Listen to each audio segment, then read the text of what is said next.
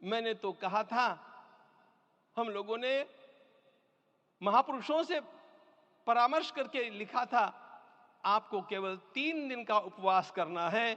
आपने 11 दिन का संपूर्ण उपोषण किया।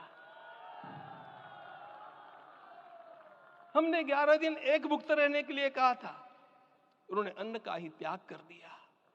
महाभारत में कहा गया है, अनशन यह सबसे बड़ा तप है, अनशन।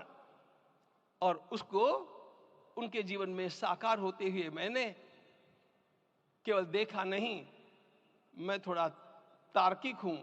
आपकी परम पूजनीय माता जी से मिलकर के मैंने उसको रिकन्फर्म भी किया था कि आपका ये अभ्यास 40 वर्षों का है। ऐसा तपस्वी कोई राष्ट्रीय नेता प्राप्त होना यह सामान्य बात नहीं है। वे इन दिनों में हमने कहा था कि आपको विदेश प्रवास नहीं करना चाहिए, क्योंकि सांसर्गिक दोष भी आते हैं।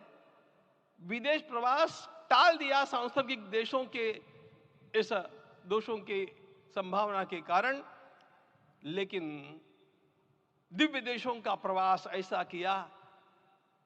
नासिक से आरंभ किया, गुरुवायूर गए, श्रीरंगम गए, रामेश्वरम गए।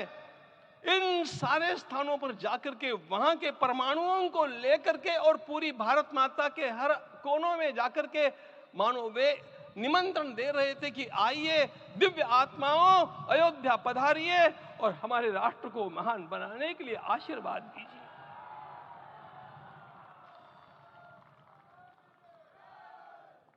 हमने केवल कहा था 3 दिनों तक आपको भूमि शयन करना चाहिए।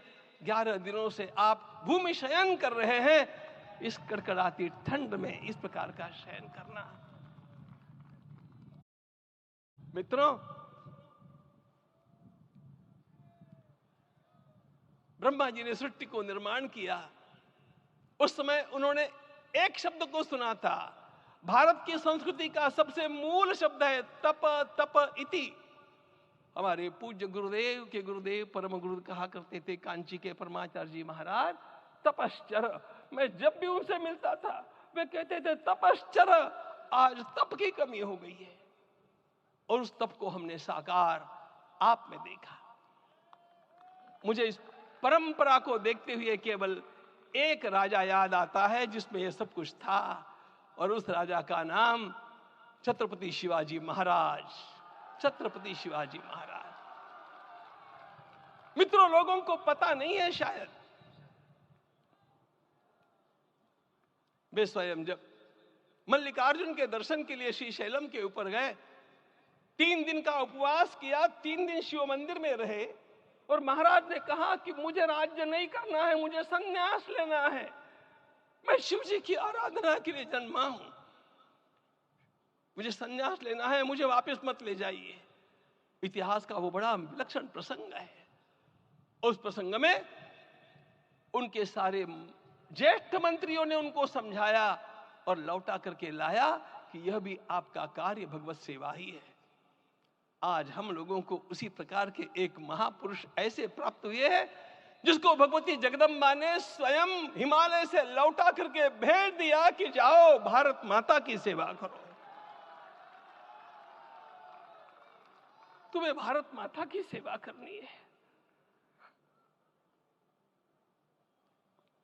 मैं अपने को कभी श्रद्धा रखने के बारे में भावुक नहीं पाता हूं, लेकिन कुछ स्थान ऐसे होते हैं जहां पर आदर के साथ अपना मस्तक अपने आप झुक जाता है। ऐसा एक स्थान हम लोगों को उच्च पदस्थ इस राजर्षि ने जब दिखाया तो मुझे छत्रपति शिवाजी महाराज के गुरु समर्थ रामदास स्वामी महाराज की याद आ गई। उन्होंने शिवाजी का वर्णन किया, निश्चयाचा महामेरु, निश्चयाचा महामेरु, बहुत जनासी आधारू, अखंड स्थितिता निर्धारू, श्रीमंत योगी, श्रीमंत